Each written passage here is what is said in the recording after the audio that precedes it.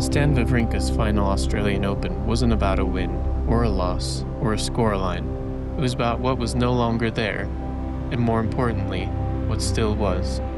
Join us as we delve into the Stanimal's final Australian Open, the Open where really it all began for him. Welcome to Restrung. This isn't a tribute video.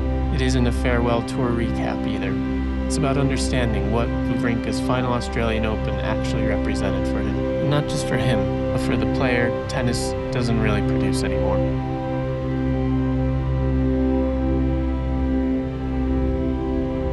Stan Wawrinka has played the Australian Open for over 2 decades. It's where he first emerged on the scene as a Grand Slam contender. He won it once, and he had one of the most epic trilogy of matches with Novak Djokovic, the tournament's most successful player.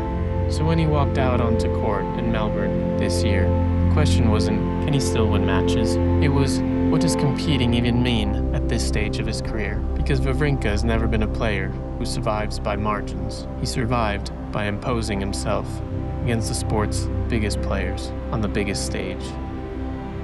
At his peak, Wawrinka didn't win because he was consistent. He won because his best level overwhelmed opponents. His backhand wasn't just a weapon, it was a structural disruptor. It allowed him to hit through defense, to shorten rallies without rushing, and to take time away from even the best movers in the history of the sport. That's why he's the only player to ever go through Djokovic and Nadal and Federer and Djokovic en route to 2 of his 3 Grand Slam victories. He didn't do this by wearing them down. He did this by hitting through them. The style demands timing, leg strength, and fearlessness, and it gives very little back when those fade.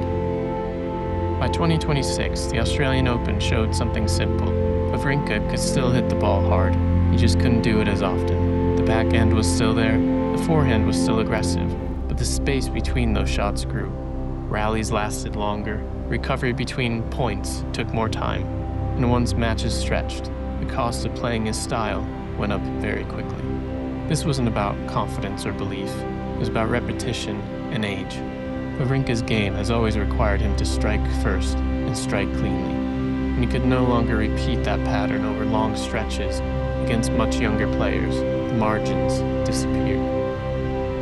What didn't change is how Stan approached the game. He didn't slow the game down to survive. He didn't become defensive to extend matches. The choices were still aggressive. The patterns were still direct. And even when it wasn't working, he didn't change what he was trying to do. And that matters, because what this tells us is that this wasn't a player searching for a way to hang on. It was a player accepting that the way he'd always played the game was no longer paying off in the same way. That's not decline as a narrative. It's simply the end of style being sustainable and age catching up. Tennis doesn't really build players like a Wawrinka anymore.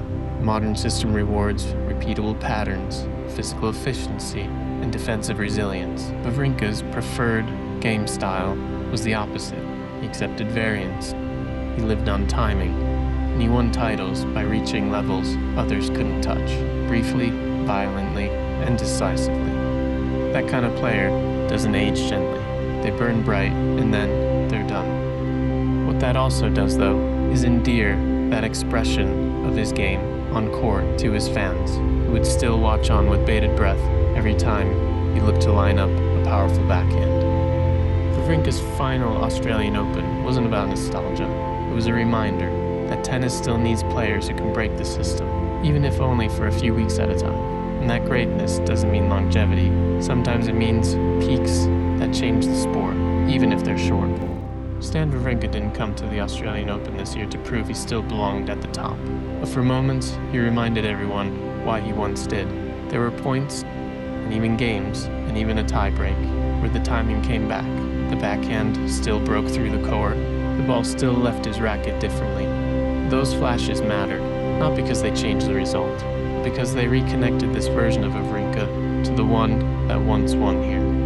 No player escapes age, and power-based games feel it first. What made this Australian Open different wasn't that Wawrinka could no longer sustain that level. Everyone already knew that. It was that he could still reach it at all. That's what fans responded to. Because they weren't watching for outcomes, they were watching for recognition. And for a few moments, the player who captured the tennis world all those years ago was visible again. That's how this kind of career ends, with a reminder For more memorable moments along the journey of Wawrinka's final year, stay tuned to Restrung and consider subscribing to the channel for more tennis content.